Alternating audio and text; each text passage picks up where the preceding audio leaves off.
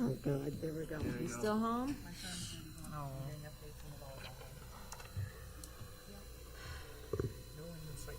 Is that right? That's not so bad, really. You probably get used to it. It's just hard not being around people, though, sometimes, don't you think? That's the thing I didn't like about it. We have our only sound system, because last month was garbled. Yeah. So they just said, make sure you're talking into the mic. Okay. Ready? Consistently would be hard. Here we go.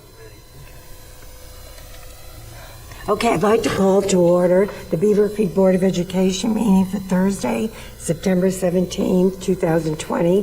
Please call the roll. Ms. Hunt? Here. Mr. Morrison? Here. Ms. Regano? Here. Mr. Stein? Here. Mr. Taylor? Here. You have a quorum. Please stand for the pledge.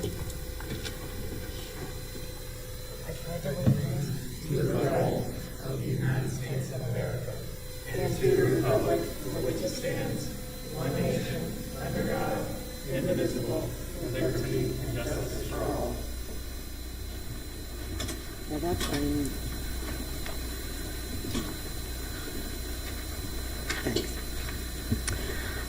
I need a motion and a second to approve the agenda as presented. So moved. Second. Any discussion? Please call the vote. Mr. Morrison? Yes. Mr. Stein? Yes. Ms. Hunt? Yes. Ms. Regano? Yes, Mr. Taylor? Yes. Motion carries. and we're into presentation. Yes, we have one presentation this evening, and I'd like to turn this over to Dr. Bobby Fiore. This is we want to give the board an update. We've had a lot of changes in the last couple weeks, especially last week with our online. You know that's been a battle. I know I've communicated to the board in our the battles that we've had with that, with the vendor. So I'd like to turn it over to Dr. Fiore so she can give you an update on where we stand today. Well, I wanted to start just by sharing that the problems that we've heard from many parents and our teachers that are our teacher-student advocates, and there's been a lot of, it's very emotional for a lot of people, and as a district you create an option and you share it with your families and students in hopes that it will make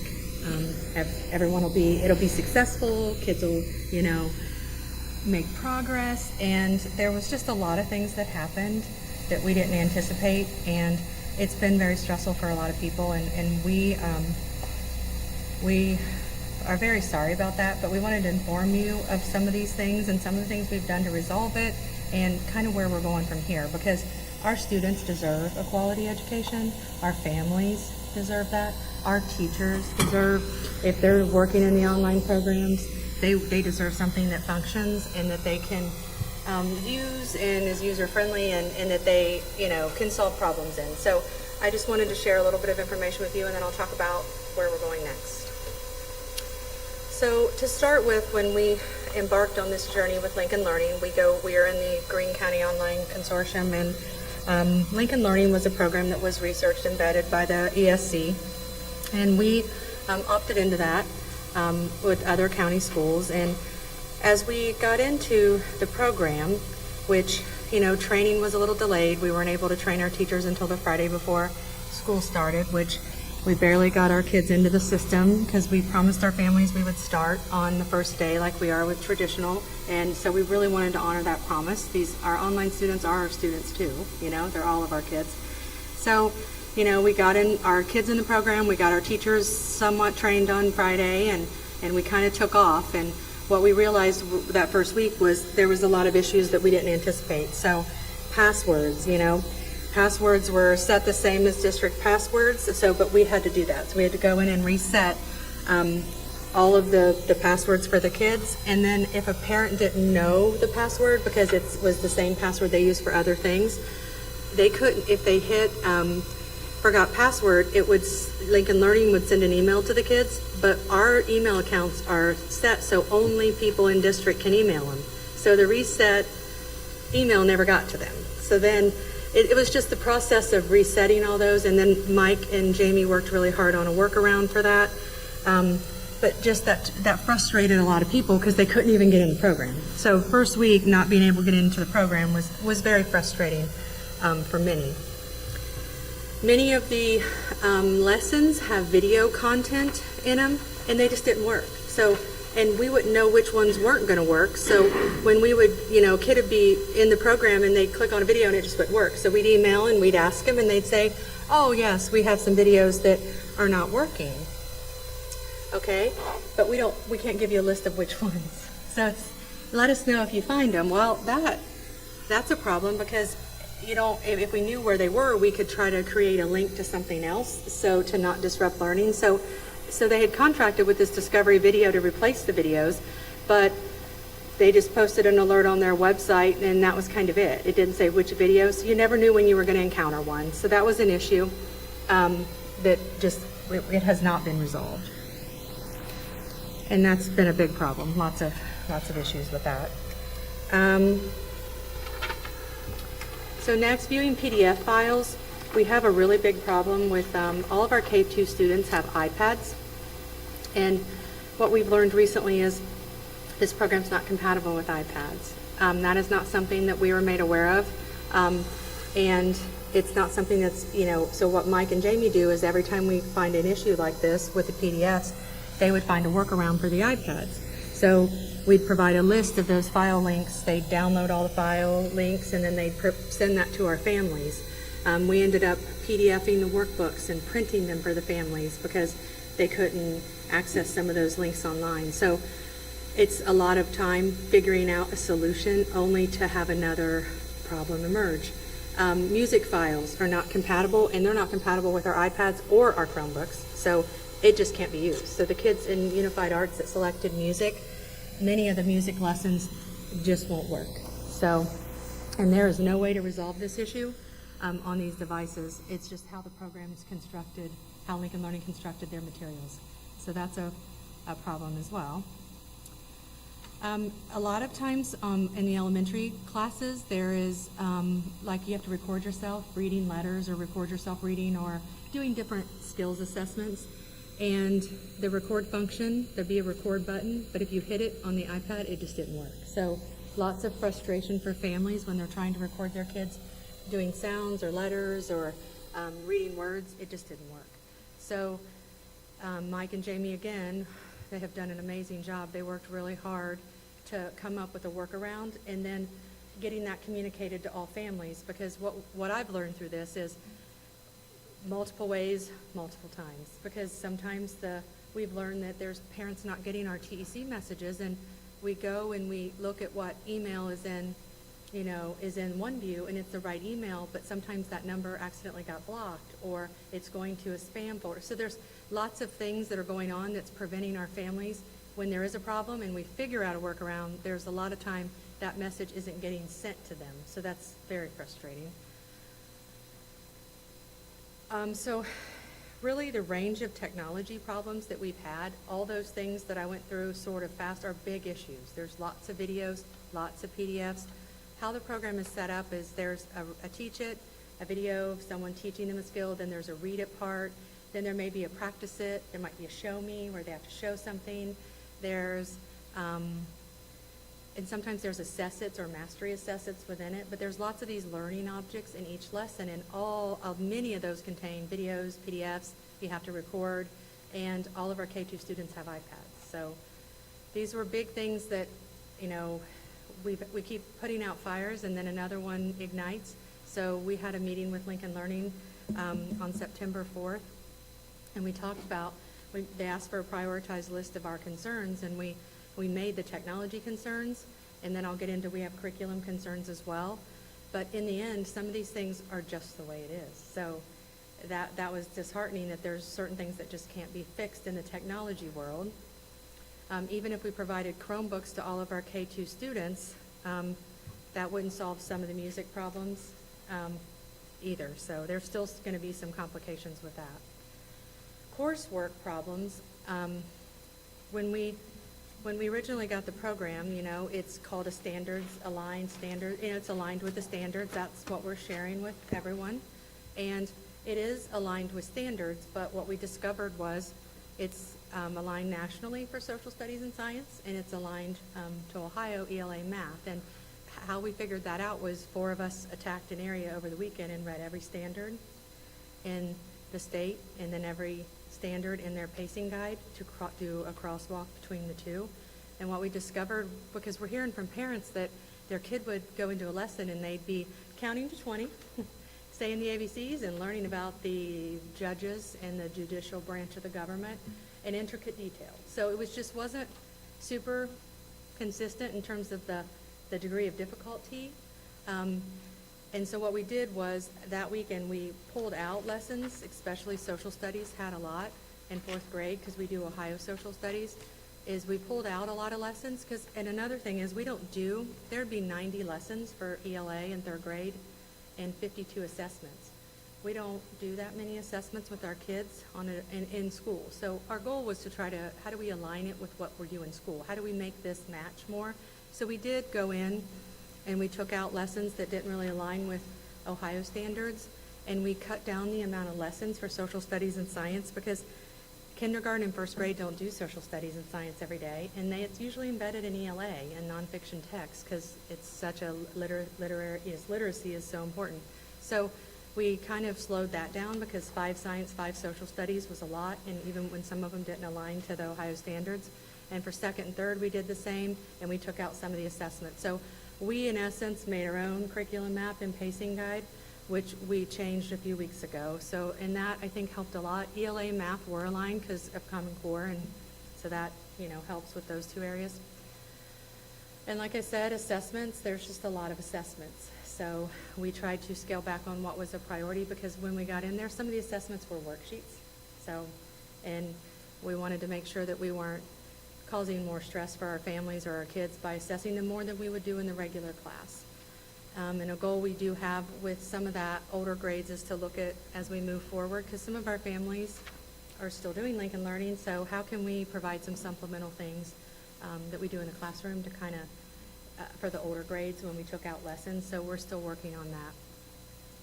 Supplies were another big issue for families. Kept asking, many parents were emailing, what's the supply list, what's the supply list? And we kept saying, well, we're told there isn't one, that supplies are optional. Parents are willing to do whatever. They're willing to buy whatever, and we're saying supplies are optional. And so we provided a list. Some of the things were like, you could get math counters, or you could use pennies, right? So some of them were very easy to household good, interchange. But then we'd have parents emailing and saying, the science lesson requires a microscope. We didn't know it required a microscope. This PE lesson requires a fit band. So it's just things like that kept coming up and it didn't say you can use this or this, and our families wanted to do it right. So then there's this, how do I get a microscope? How do I get this? So there's just been a lot of issues with even what do they need to be able to do it at home. So we ended up printing the workbooks for families and letting them come up and pick them up. They were not able to be purchased. They were on back order through Lincoln Learning, so we couldn't purchase those. So we did have those printed for families, but again, it wasn't by day one. We didn't really know they were needed. So that's been an issue. What we've done in lieu of those things is we've been sending out resources such as gizmos and Science for Us are recommended to parents instead of the science supplies. And then there are virtual math manipulatives instead of some of the things that it calls for that you can manipulate virtually. So we shared things like that. Overall, some of the other concerns parents have are, and I think Mr. Otten can tell you that we spent many hours on the phone with parents, and some of the concerns they have they're valid. They're valid concerns, and some parents have been in tears. Their kids are stressed out, and it's really, really hard to see so many defeated people. So every conversation that I had was great. I appreciated the parents. I didn't sugarcoat anything. I told them exactly what was going on, and honestly, they're great people. They're trying to do what's best for their kids. So with all of this, what we decided was we have to do something different. Typically, I think when you start an online program or any new program, there's bumps in the road. There's things that come up that you can't anticipate. But for us, it's things come up, you problem solve them. 3 more things come up, you problem solve 1, you work on the second, and 2. It's not leveling out. And that's what we would think we would see by now, is a little bit more leveling out of problems and more student success and less parent concerns, and that hadn't happened.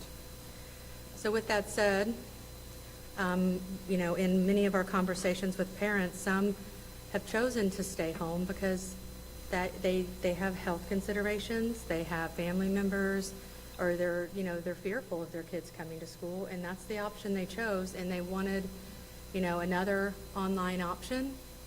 So they can't come back to school. That's not an option for their family. Others were very adamant that they'd made a wrong decision and they wanted to come back to school. So we immediately started looking at what other program can we offer? What other programs out there? Is there something that lots of people are doing that we don't know about, that maybe we missed the boat on? Let's just own it, right? This is a problem. And that's not really the case. We pulled all of our comparable districts and looked up what they were doing. Many of them were creating their own teacher-made online programs. A program we looked into was Edmonton Calvert, and there was some promising things about that. And then we heard there were some people dropping them, like up Westerville, and because of not being able to get tech support. And you don't want to trade one problem for another. And so without having more time to thoroughly investigate, needing to make a decision for our families, after that September 4th meeting, when we realized we had to make a change, we started vetting programs, doing research, and Wednesday night it was, I text Paul and I said, I have a proposal for you, and it was, is there any way we can make this work with our Beaver Creek teachers? Our teachers are amazing. I know that they can do a much better job than this, but it's a tight timeline. It's a lot of pressure to put on teachers to plan quickly. But so when he said, let's meet, let's talk about it. So on Thursday we met and talked about it. And then we met with our TSAs that are full-time, because we have some TSAs that are full-time providing services, providing virtual services to our kids. So my thought was, can we transfer them over to this new Beaver Creek online program? What do they think about it? Because they're the ones that honestly we talk to all the time. I mean, there is some I think I talk to every day. They're trying so hard to do a great job.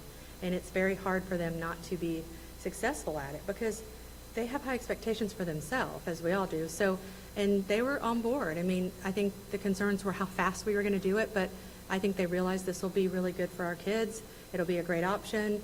And so overall, it was a really positive, response. And then we met with our principals and talked to them about it. And the other option was, with returning to school, we didn't deliver what we told parents we would. So as a district team, we really feel like we needed to provide students the opportunity to come back, since we didn't deliver on the product that we told them we had. So we created 3 options. One would be you can continue with Lincoln Learning.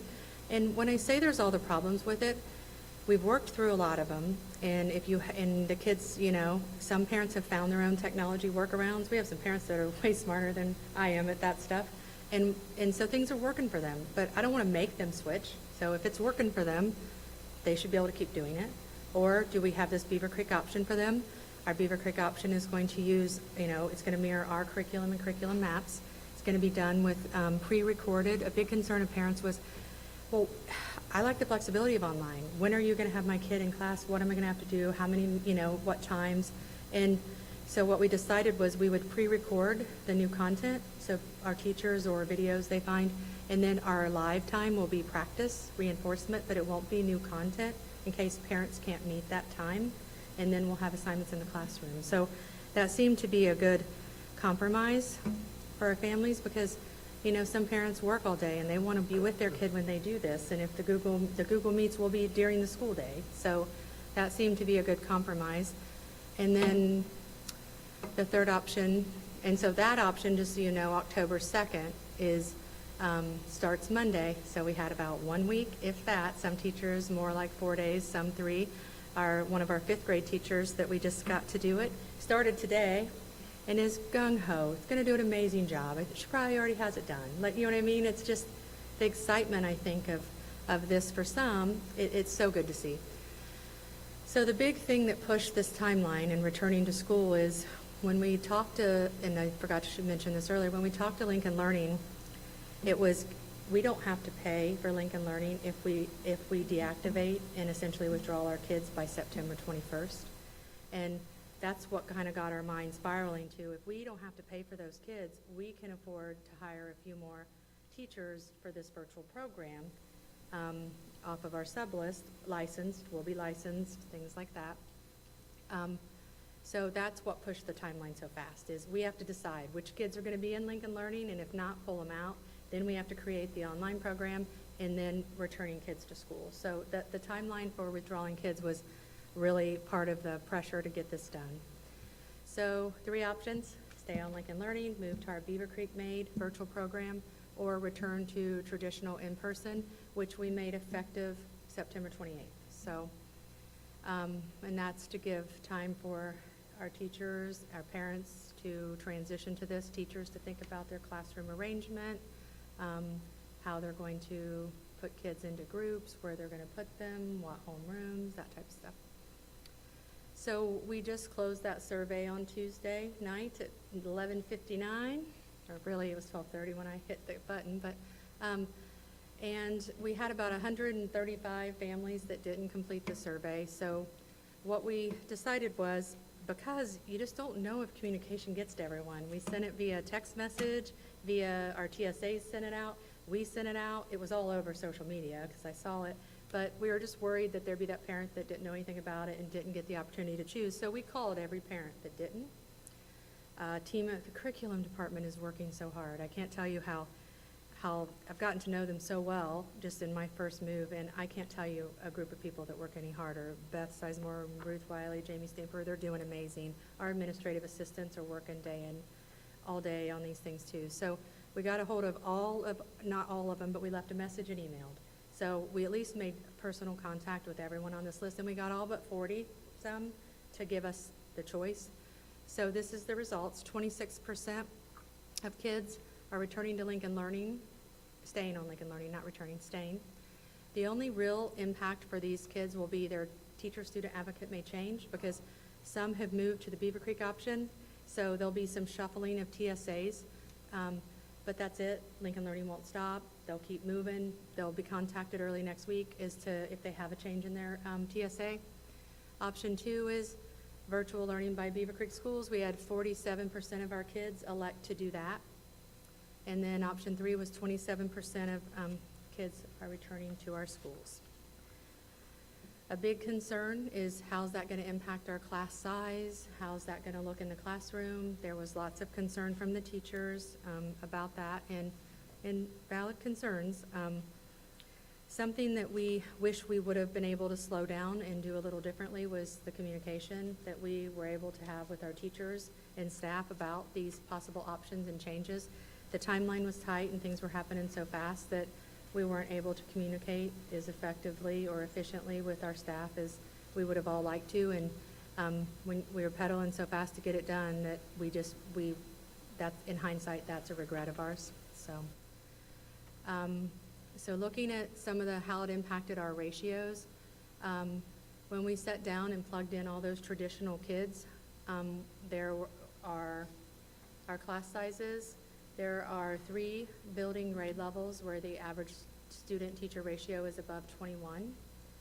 And that is no more, and that, if you look, that's Parkwood grade 2, 21.67, and again, that's an average because it's how many classes they have. Valley grade K and 1. So, looking at grades 3 through 5, there are 3 buildings with grade levels that have an average student-teacher ratio that is above 21, and that is Shaw grade 3, 22 kids, Trebine grade 4, 23, and Valley grade 5, 24. All other classes are less than that. So that's how it impacted our classes. I think there was a fear that like 70% were coming back, and I could see that. I think offering the Beaver Creek option, and not a fear because we don't want the kids, because we want the kids. We want the kids back, but a fear of maybe how it would impact the classrooms and, and some of the procedures that were set up and just the time to prepare. Everyone wants our kids in school, but we also want to make sure that everyone's safe. So just that situation. So there is our class sizes. That's how they've been impacted with this. And we are busily preparing for this online program to start Monday. Teachers are working very hard. We have really high hopes for it. However, it's impossible to say it'll be perfect. You know, some parents wanted a guarantee it will be better, and it's really hard to make a guarantee on anything. So what we can tell you is it's ours, and we will work until we make it right, and we have control over it. So that's all. Questions?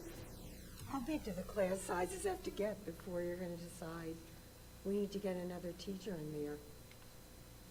I think it just depends. Do we decide, because I know you said safety is your top priority, so what have we decided, or have we not? That when a class size hits this number? We don't really have a number, because our Okay. normal numbers we have, typically we have these numbers we look at. And we have, you know, there's a certain threshold at which we consider a student-teacher ratio to enter yellow, meaning we should watch it. And then another threshold that's red, meaning, you know, we may need to do something, and none of ours are in yellow or red. But we're in a pandemic. It's a little different, so we don't have pandemic numbers. If we were looking at our traditional numbers, none of them would need. Oh, right, I know, Yeah, I'm but this talking is about the pandemic. so The we- traditional numbers, yeah. We don't really have a set number, but what we have talked with our principals about is talking to staff. We want them to meet with each grade level. I mean, something that we haven't been able to say is, from the start of this, we haven't been able to say we can keep 6 feet apart from every, you know, student, because our class sizes aren't that big. So, I mean, our classrooms, there's just no way to spread kids out 6 feet. So that's not something we ever were able to do before. But we asked our principals to talk to each of our grade levels and see what supports they need as we bring our students back. So, Thanks. but we don't have any exact thresholds. Yeah. Any other questions? I'd like to thank all of you for all your work, because I know the emails that have been coming through and the phone calls. I mean, I can't even imagine what you've all been going through. And I know you've literally, Mr. Ott and everybody, over 2,000 emails. I mean, you have all been amazing. This administration just cares about our kids and our teachers, and that's what's so important. So I want to thank all of you. I mean, Michael Schumann, I mean, I can't imagine the technology part. I mean, because I received phone calls, and I'm like, and people were very kind. I mean, they just didn't know what to do. Yeah, and I mean, Mike works endlessly, but all of us, I think, that have worked on this, you work so hard, and like, I will always put in the time, and I think I've said this to anybody that listen, it's hard to work so much, and like, I call so many parents back at like 6 o'clock, and they're like, oh, are you still working? You know, and because we want to respond to them all, but we'll always put in the work, but we need to get the end result that lives up to what we said, and that's what wasn't happening. So Yeah. we will continue to work really hard to get a great option for our families, and we'll do anything we can to help our teachers. I mean, transition's hard, pandemic times are hard. This isn't an easy time for anybody. I mean, I know our teachers have been working around the clock to make sure things are safe for kids. I mean, I personally got a phone call from a grandparent saying, thank you. I mean, it's amazing what's being done, how the teachers are cleaning classrooms at They're the high doing school. amazing. When the kids leave, I mean, the community is so appreciative of this. I mean, they just said to me, this is just amazing what they're going through to keep the kids safe. Yeah. And the teachers. Teachers are doing an amazing Their job. teachers are unbelievable. Well, and what I'm hearing too is parents who have maybe experience with family members who have kids in other districts, we're giving kids far more choices and families far more choices. So although this didn't work very well for us, we're not just saying everybody has to do this now. You know, we're giving people choices, and nothing's going to be perfect, but we're certainly going above and beyond what some local districts, I think, are doing for their families. So thank you, guys. And I think it's so important to own a problem. Like, when you have one, you need to own it and you need to fix it. So, but change is hard. It's hard for everyone. You know what I mean? All these options present change, and change is hard for everyone, so. All right. I would like to say one thing. First of all, our curriculum department has been outstanding. I've never seen a group of individuals, every person that works back into that pod has worked tirelessly on this at every minute of every day into the evenings. But I also want to draw special attention to Dr. Fiore, because she has worn this on her sleeve every day, talking to families. There's questions that get asked to me that I cannot answer, so I forward those to her, and she will respond to me at 8:30 at night saying, just got off the phone with this parent, all is good. She had some great ideas for us to consider. So I especially want to thank Bobby. I could not imagine going through what we just went through in the last 3.5, 4 weeks without Bobby being in the position that she's in. So I want to commend her. Also want to commend our teachers. I want to be careful how we say this. There's a little wood up here, but we will be closing out week 4 tomorrow. And because of their diligence of what they're doing and how they're providing instruction, we are looking at very, very good numbers in terms of what we see for us reporting out tomorrow in terms of COVID. So their concerns are valid. Bobby said it great. Their concerns are not that kids are coming back. They want their kids back. They want them in their classrooms. Their concerns are, we have created a routine that works, and now we just need to introduce new students to that routine because safety is of the utmost importance at this time. So I want to commend our teachers for all the work that they continue to do day in and day out. But on the side note of that too, I've also had an opportunity to talk to families who have kids that are returning, and it will be like the first day of school on the 28th. Our kids will be running to the bus stops. They will be running into the school, so excited to walk into that classroom on the 28th. So we're excited to welcome them back as well. So, but I definitely want to thank Bobby for all the work that her and her team have done. Thank you, Bobby. I'm on to questions and comments from the public, and we have Mr. Mark Kelly.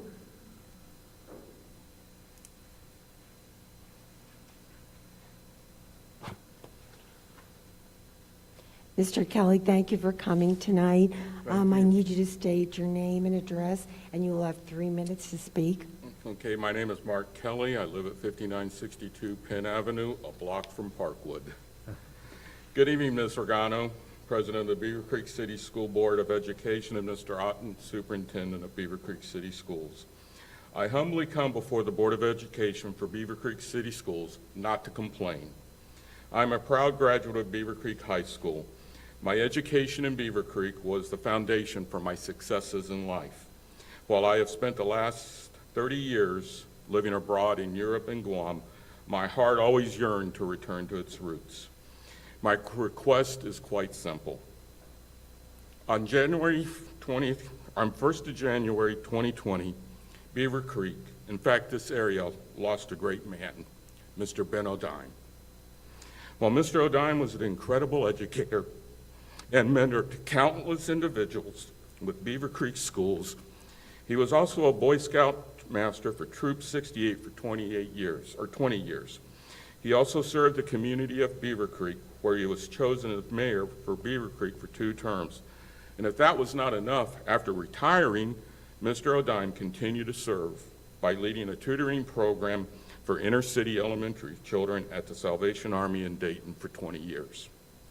Last October, I had the privilege and opportunity to visit with Mr. O'Dine at the Trinity Retirement Community. When I told him who I was, I had changed a bit from my elementary days at Parkwood.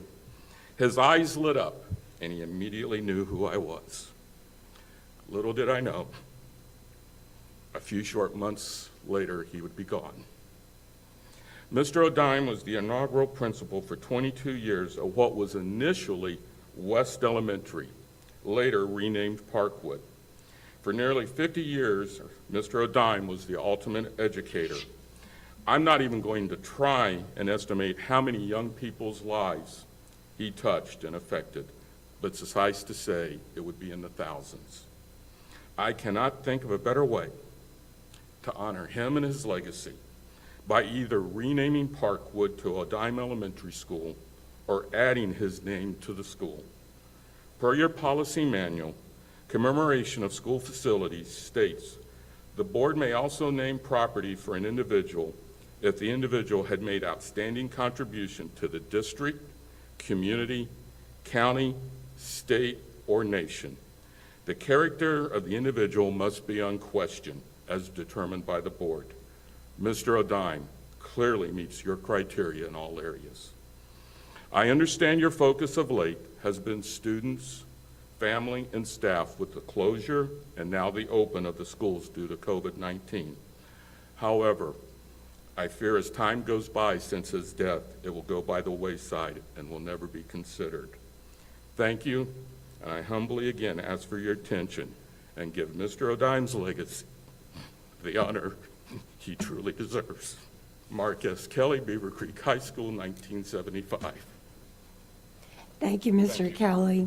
And as you know, this is not something the board could just do overnight. It would be something we would have to look into. So thank you for bringing it to our attention. Thank you. Okay, I'm going to need a motion and a second to approve the minutes for the August 20th, 2020 regular Board of Education meeting. So, second? Any discussion? Please call the vote. Mr. Taylor? Yes. Ms. Hunt? Yes. Mr. Morrison? Yes. Mr. Gano? Yes. Mr. Stein? Yes. Motion carries. And we're into items for board discussion. Yes, we have two items for board discussion this evening. First one is our strategic plan update. You may recall that every year, probably for the last 2 years, we've always provided the board with a strategic plan update. We look to do that each summer. With everything that has been going on, we have found more reasons to continue to push that back further and further. So one of the things that, as we start looking at our board meetings moving forward, we feel as though we are now pretty well into the next school year. So what we would like to propose to the board is, instead of doing a presentation here at a board meeting, we would like to put a presentation together for the board to push out virtually to you and to our community. We feel as though the information that we would like to share, we can do that. But we also know that in board meetings moving forward, we have a lot of items that we need to cover as well. And that tends to be a lengthy kind of update. So we want to try something a little different with this, because we want to make sure we adhere to the guidelines of the original strategic plan. And since we've made those decisions to continue to push it each month back, we are fearful that if we continue to do this, at some point, it will be out of date. It won't make sense to what we need to do. So if the board has no issues with that, if you would like to have it at a board meeting, we would be happy to do that. We just know it would extend our board meeting longer, and we think we can get this out in the same manner to our board that we could our community. So does the board have any concerns over that? Any preference? Okay. Well, the next item actually is one of the reasons why we want to do this as well. Is, you may recall, last year, it was in, I would say January or February timeframe, we did a state of the schools, and it was, at the time, this was brand new to us. What we ended up doing is we captured what occurred in 2019. So it was really an overview of the end of one school year and the beginning of another. And we recognized at that time that that really didn't make a whole lot of sense, what makes sense to us is really capturing the school year itself. And so what we would like to propose is that every October we do our State of the Schools, that we really highlight what are the accomplishments that we saw last year as we prepare for this year that we're currently in. We did do a special evening that night to do that. We did not have great attendance at that event, if you may recall, it was at Maine. So with the current COVID and the pandemic of how we're doing things, we would like to turn our October board meeting, this would be a presentation at the October board meeting where we would provide the board with our State of the Schools, where we currently are, the achievements. Because typically at this time, we get our local report card data that comes in. We would be able to really reflect back on that information as well and how it ties to our district. So we see that as a very important thing, and this will now become always a presentation at our board meeting. It won't take over the meeting, but it will always be a presentation that we do in October. So if the board's okay with that, we would like to move forward to make this, it's part of our board meeting event, so that we don't have to have two events to do that as well. And especially now, since we are streaming all our board meetings, it would give us the opportunity to do that for our community. So any concerns or any discussion on that at all? Okay, great. Well, that's it for items for board discussion. We will move Okay. forward with that then for October. Okay, I'm going to need a motion in a second to approve the August 2020 financial reports, the fiscal year 21 amended certificate of estimated resources, and the August 2020 donated items. So moved. Second? Any discussion? Just to say that we're on target and we're moving forward. Okay. Any other discussion? Okay, please call the vote. Mr. Stein? Yes. Ms. Hunt? Yes. Mr. Morrison? Yes. Mr. Gano? Yes. Mr. Taylor? Yes. Motion carries.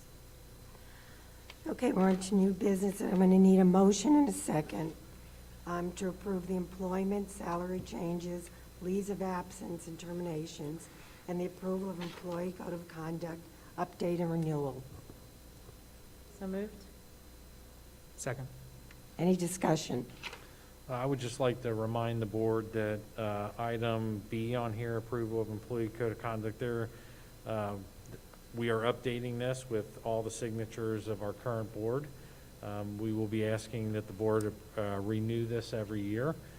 This was originally approved back in 2016, so we felt it was time to move forward just to get new signatures on it and say that we still are in belief behind this employee code of conduct. Please call the vote. Ms. Hunt? Yes. Mr. Stein? Yes. Mr. Morrison? Yes. Mr. Gano? Yes. Mr. Taylor? Yes. Motion carries. And we're on to the superintendent's report. Yes, we have two items under superintendent's report. The first one, item A, is Neola Posse's technical changes and compliance officer. We've been in conversation with Neola and our attorneys on this. This is a simple change that has to occur with recent changes to law, and we also have some new, not new positions, we have new individuals in those positions. So we're not looking, we don't need approval on this, we are just notifying that there will be changes. There's no policy changes, it just changes the compliance officers in those. Item B, I'd like to ask Mr. Madden if he wouldn't mind coming up to the podium. I want to talk a little bit about COVID in our schools. This is clearly one of the hottest items right now in our schools. I want to commend Mr. Madden. He has really done a great job. He's really been our point of contact with Greene County Public Health. And so I'd like to share a little bit about what we're doing in our schools. And I'm going to ask Jeff to kind of explain some of the information on our website. First of all, one of the things that we have had a lot of parents who have asked, they want to know our first COVID case that came out, we notified families of the first COVID case, and it was at our high school. That email went out to, the notification went out to all families in the district. In that notification, we also informed families that all future notifications would be directed at the school that the event was taking place of. But we wanted them to see the first one. We wanted them to understand what the letter was going to say, but we also want to be very cognizant of the fact that if we start having multiple COVID cases, we don't want a family that's at Ankeny to start receiving notification about Ferguson, Maine Elementary, Parkwood, Trabine. They want to know what's happening in their building.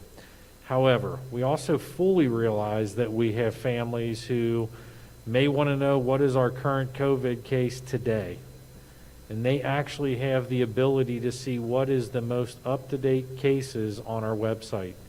We are loading up all communications that occur onto our website. I'm going to show you that here in a minute. But then every Friday, we are also updating multiple charts that Mr. Madden is updating. I believe the board saw those in our last paddle. But we are trying to be as transparent as we can be, but there are certain situations, and that's why I've asked Jeff to come up to the microphone.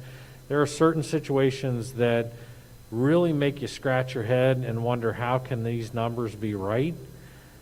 Because we might have kids quarantined at one school, but we have no case at that school. So how in the world could that possibly happen? So I'd like to have Mr. Madden start explaining some of those cases, and then I'm going to go to the back and pull up our website so that I can show you and our families how to navigate that. Thank you, Mr. Otten. Members of the board, let me just give a quick example of how sometimes the data may look confusing if you're on the outside looking in. Let's take the example at a middle school where the letter we sent to middle school at Ankeny Middle School, we put in there that there are 40 students quarantined as a result of one positive case that we had. 36 of those, so that went out to all of those families at Ankeny. 4 of those students were actually at Coy because they're on the same volleyball team as someone at Ankeny that tested positive. So the letter went out to Ankeny for those students. So the 40 were technically in the numbers. If you look at the report on the weekly numbers, you'll see that Coy Middle School has 4 quarantined, but there's no positive case. And so that would be an example of, if you're looking on the outside, you'll see 4 quarantined and there's no positive case. It is related to someone in another building. You may also have circumstances where you have a student athlete that doesn't go to Beaver Creek High School because they could be homeschooled, they could be in virtual school, they could attend a private school that doesn't have the sport, and they can participate in our sport. So that is a student that's not walking our high school that could test positive. We would send that notification to our student athlete involved in that sport. All those families would get that notification, but we wouldn't necessarily report that as someone that's walking our hallways at Beaver Creek High School. When we've developed our chart, what we've tried to do is we want parents to really know what the numbers are in their building, because we feel like as a parent, I want to know what the hallways look like in terms of the spread and the impact of a quarantine at a particular building. So I wanted to build that foundation that the numbers can look confusing if you look at the letters and if you look at why there's a 0. And I also wanted to let families in the community know that the cases may not always be reported because they're not walking our hallways, and those are truly rare exceptions. If you click on our website today, the main page will give you an opportunity as you visit to go to our numbers. It's the first thing you're going to see on our main page, and if you click on that link, it'll take you to our communications page. At the bottom of this page are all of the letters that we have sent out thus far. So you can see we started there on September the 1st, September the 12th, which was actually a Saturday, when we sent a notification to the football team regarding a transmission there, a positive. If you go up, you'll see that the chart there, that's a weekly update. So you can look individually of all the different dates that we've sent a letter out. Once a week, we'll compile it, we'll put this on the website and update it. We're also going to archive that, so you'll be able to see where we are week 3, week 4, week 5, and go back and look at that history so you have knowledge of where we were earlier in the year and where we are maybe a couple weeks. Lastly, and I don't think it's on there because we just brainstormed this today, we think a piece that we're missing on this chart, which we'll add on the website, is a cumulative count. So the number that's cumulative. This is a weekly, and we think weekly is important to know, but we also think a cumulative number is also valuable. So we're going to start adding a cumulative number so people can see cumulative staff and cumulative students in the number that have been quarantined and the number that are positive. One side and perhaps last note on this is that we're looking at this through a lens of quarantine, those positive students that have resulted in a quarantine of school, or a positive staff member that has resulted in a quarantine of school. For example, if I visited my family and my grandmother tested positive, and I was in close contact, that quarantine is for me, it wasn't school-related, so you're not going to be in the quarantine numbers. We have students that are moving into Beaver Creek that are out of the country, and they're in quarantine. Those numbers are not in the quarantine numbers. So the quarantines are related to a positive case of someone that walked the halls in our buildings, an adult or a student, and did that result in a quarantine. So, Mr. Otten, I'll turn it back over to you for any other questions or Yeah, to the Jeff, board for questions. could you give the board one of the questions that people, and even our own staff have asked this question, when we talk about close contact, can you define what is the close contact parameters in terms of if I was diagnosed with COVID, who would it impact? So we're relying on Greene County Public Health in terms of their back-to-school guidance that they pushed out a few, probably months ago at this point, and it has changed and updated, but their guidance says 6 foot, 15 minutes, and that means that I've been in close contact with someone. I'm with 6 foot or less distance with somebody, and I've been in contact with them for 15 minutes at a time. So that is what we're applying in the few buildings that have been impacted. And one of the first things that they start doing is looking at seating charts. They have an idea of what that radius looks like. We interview our classroom teachers to say, hey, this is what we're seeing. Is that correct? They confirm, or they go in and actually look at the classroom to ensure that what they believe is 6 foot is 6 foot. And then we just start peeling away at a classroom at a time. If it's a middle school, that's why you saw 40 students quarantined. You had a student athlete, which impacts a few other students, and you have a student that's in 7 classes. So it didn't shock us, I think, when we went back and contact traced for that.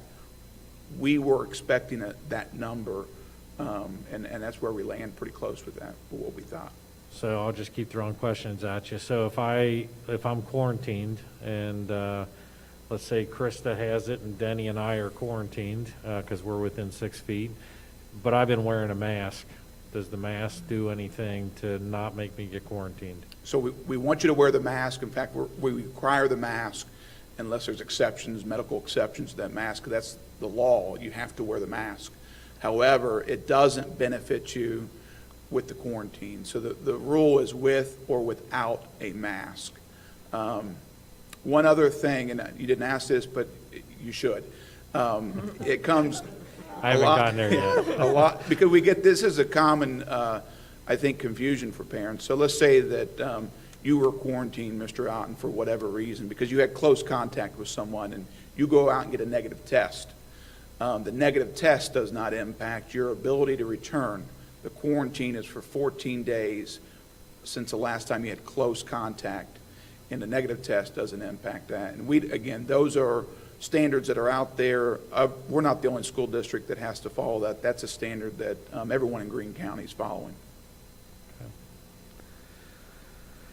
All right, so I would like to just commend Mr. Madden. I mean, he is on it. He's talking with Greene County. He's got them on speed dial when situations arise. He has spent late evenings with Mr. Schwederman over at Parkwood, I believe, late in the evening. Spent a lot of time doing this because we know how important this is. We want to be as transparent as with the information that we receive. So it's out there, and if families do have questions, they can reach out to us. But wanted to at least give you a little flavor of kind of how we're moving through. And again, I want to commend our staff and our students and our families. I am so impressed with our kids. If you go to any of our schools and watch them, they are walking the halls. They do not pull on their masks. We thought we would become the mask police and be disciplining kids. I think kids want to be in school, and they know that wearing that mask allows them not only to be there, but it may give them the longest amount of time for them to be in class. So very pleased with how our students have performed, very pleased with our staff, and clearly very pleased with our parents, because our parents are making wise decisions with their children. So I want to thank Mr. Mann for all that he's done too. Any questions? Okay, with that ends superintendent reports. Okay, so we're on to announcements.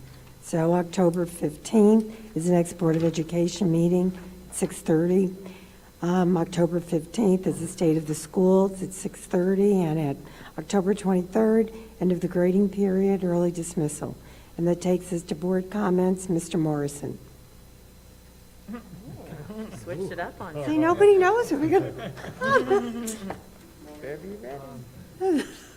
Obviously, the start of the school is always a hectic time. This year especially, it's been unusual and unique with COVID and with the remote learning issues that we faced as a district, that most school districts are facing, not just Beaver Creek, but obviously want to commend everyone for their hard work and their diligence to first of all, get kids back in school. I think that is so critical, so appreciate all your hard work there. And, Beaver Creek Schools is all about academics, and we are known across the state for our academics, and that's why we have school. But at the same time, I also want to acknowledge, if I can, those kids and coaches and people that lead those different groups, because they've been out there all summer long working, getting ready, not knowing if they were going to have a chance to even participate or not. And the fact that we're now fortunate enough that we are letting the young people, show their stuff, et cetera. The fact that half of our athletic teams are in first place right now in the league, that really doesn't even matter to me.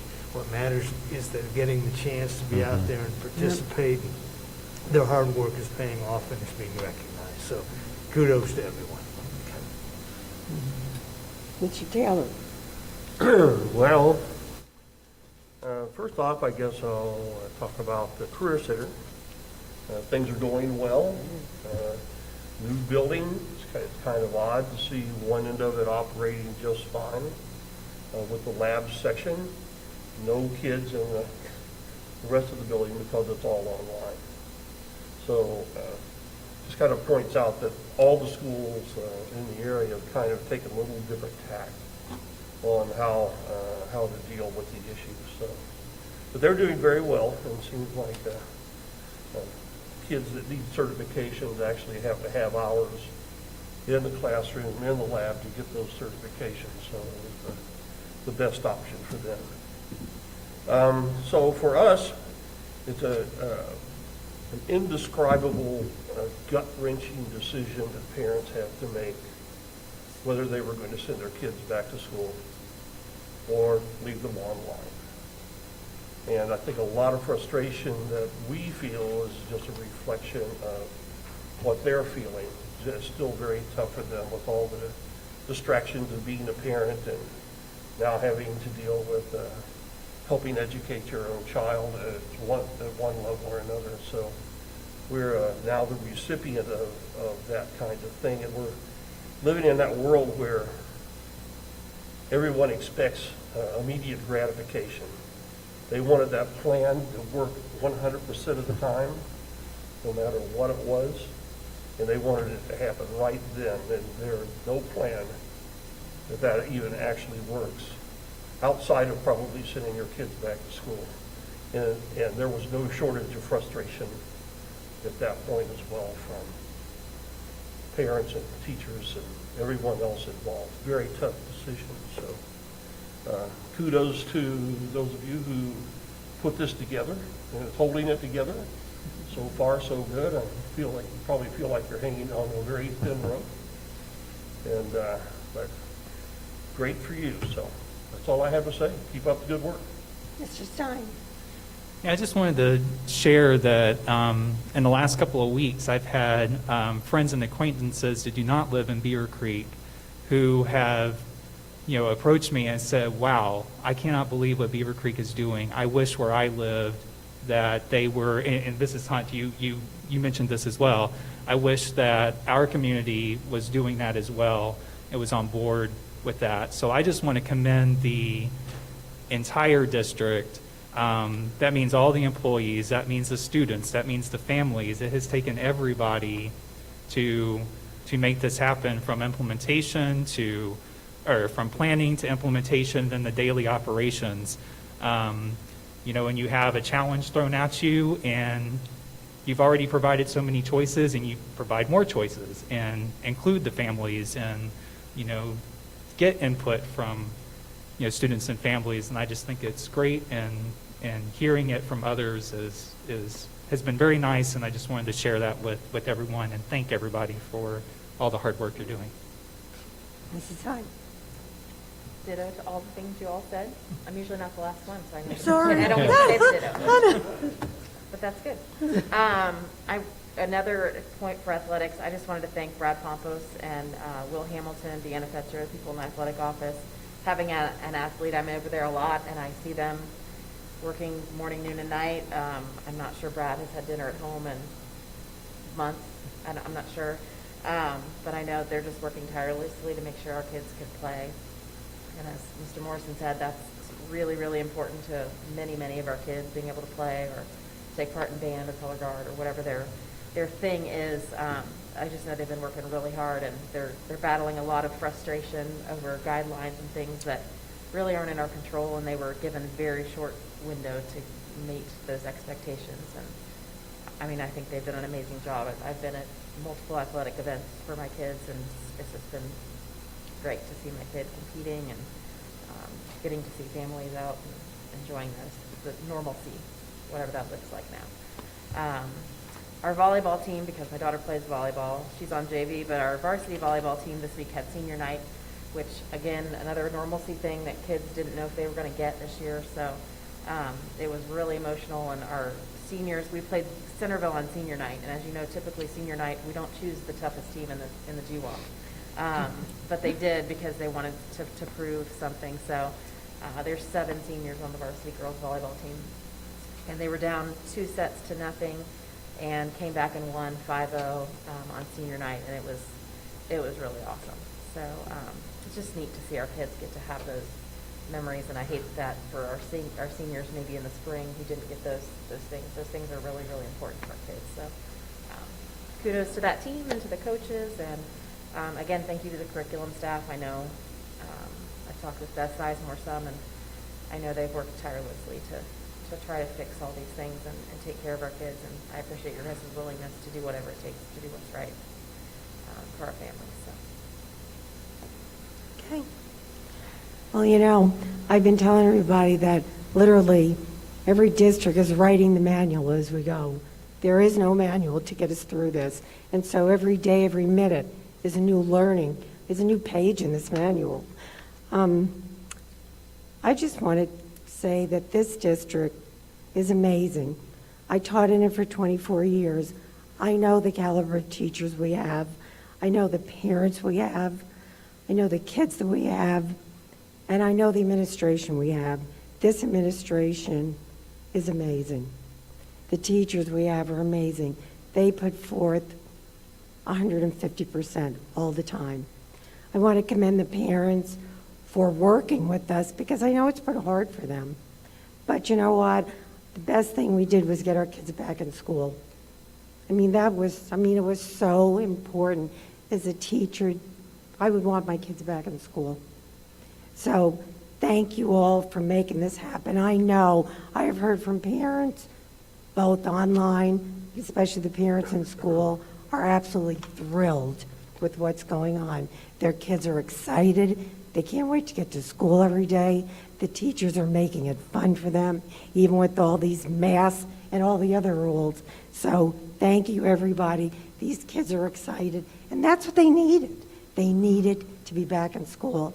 And I'm glad some of the other kids are coming back too. Good for them. So thank you, everybody. And with that, I need a motion and a second to adjourn. Mr. Morrison, and then who seconded? I did. Mrs. Hunt. I was going to say. Does gotta be anybody, these two. any dissenting votes? Any nays? Okay. 7:34. I'm good. Yeah.